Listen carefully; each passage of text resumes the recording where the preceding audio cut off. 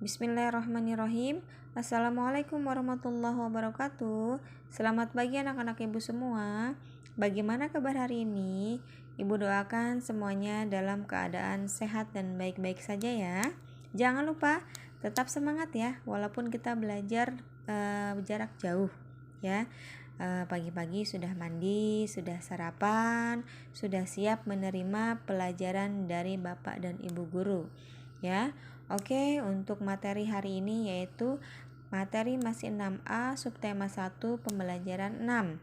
Ya, silahkan kalian buka halaman 39. Adapun materi yang akan kita pelajari ini yaitu ada muatan pelajaran bahasa Indonesia dan muatan pelajaran PPKN. Oke, yang pertama, sekarang kita akan belajar muatan pelajaran bahasa Indonesia. Materinya apa? Yaitu menulis kesimpulan teks. Ya, selain dengan berdiskusi, ya kalian dapat mencari informasi penting dengan membaca teks. Setelah membaca teks, kamu juga dapat mengetahui dan menentukan kesimpulan. Lalu, apa sih yang dinamakan kesimpulan? Mungkin kita sudah belajar atau mendengar ya dari materi sebelumnya.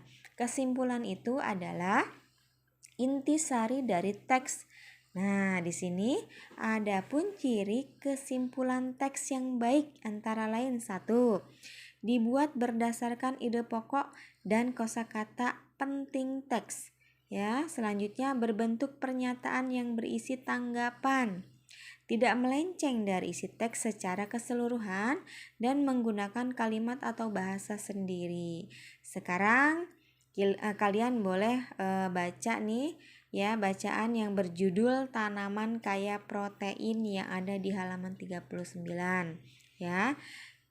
Kalau sudah, coba buka halaman 40.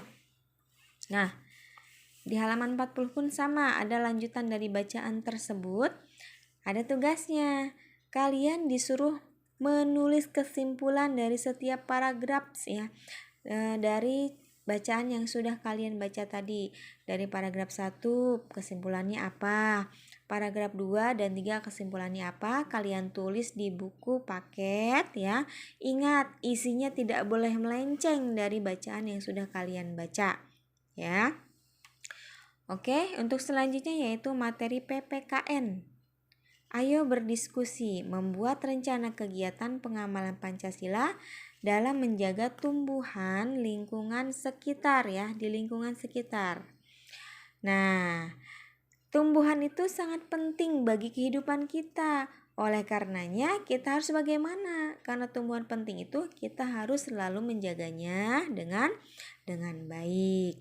Ya, selain dilakukan sendiri, kita pun dapat melakukannya dengan bekerja sama. Ya, kita bisa merawat tumbuhan bersama-sama dengan teman ataupun dengan orang tua, dengan keluarga ya. Misalnya nih, bekerja sama dengan teman dalam merawat dan menjaga tumbuhan yang terdapat di lingkungan sekolah.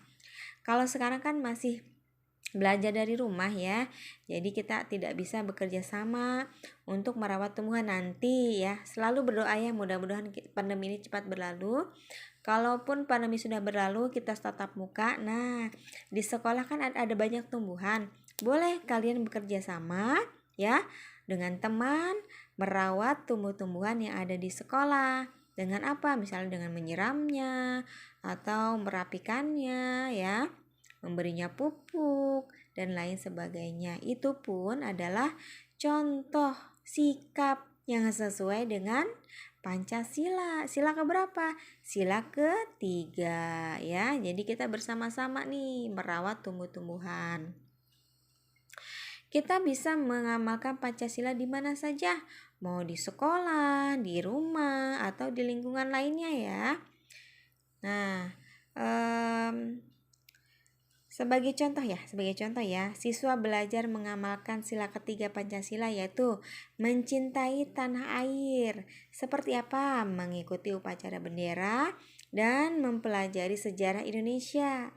Ya, sudahkah kamu menerapkan sila ketiga Pancasila di sekolah selain bekerja sama? Nah, kamu tentu dapat mengamalkan nilai-nilai sila ketiga Pancasila. Buatlah sebuah rencana kegiatan pengamalan nilai-nilai sila ketiga Pancasila yang akan kamu terapkan di sekolah. Oke, ini tidak usah ya. Kalian hanya kerjakan saja yang tabel ya. Kalian kerjakan di buku paket, cari kesimpulannya. Selanjutnya kalian kerjakan halaman 42. 42 ini nomor 1, kalian disuruh membaca teks ya. Teks ini kalian baca. Kalau sudah kalian baca, kalian tulis kesimpulannya. Dari setiap paragraf, dari sini kalian tulis kesimpulannya apa. Ingat jangan melenceng ya, harus sesuai dengan bacaan. Boleh kalian membuat kesimpulannya sesuai dengan bahasa kalian sendiri ya. Selanjutnya yang kedua, jelaskan 3 contoh pengamalan sila ketiga Pancasila yang dapat dilakukan mengenai keberadaan tumbuhan di lingkungan sekitar. Kalian tulis 3 contoh ya pengamalan sila ketiga Pancasila ya, yang kalian dapat lakukan nih keberadaannya ya di lingkungan sekitar. Oke, mungkin dari Ibu cukup sekian. Nanti Ibu akan menulis tugasnya pun sama di GCR ya. Nanti kalian boleh lihat GCR-nya. Oke, terima kasih. Mungkin penjelasan dari Ibu cukup sekian. Mudah-mudahan dapat dipahami dan dapat dimengerti. Tetap semangat anak-anak hebat. Terima kasih. Wassalamualaikum warahmatullahi wabarakatuh.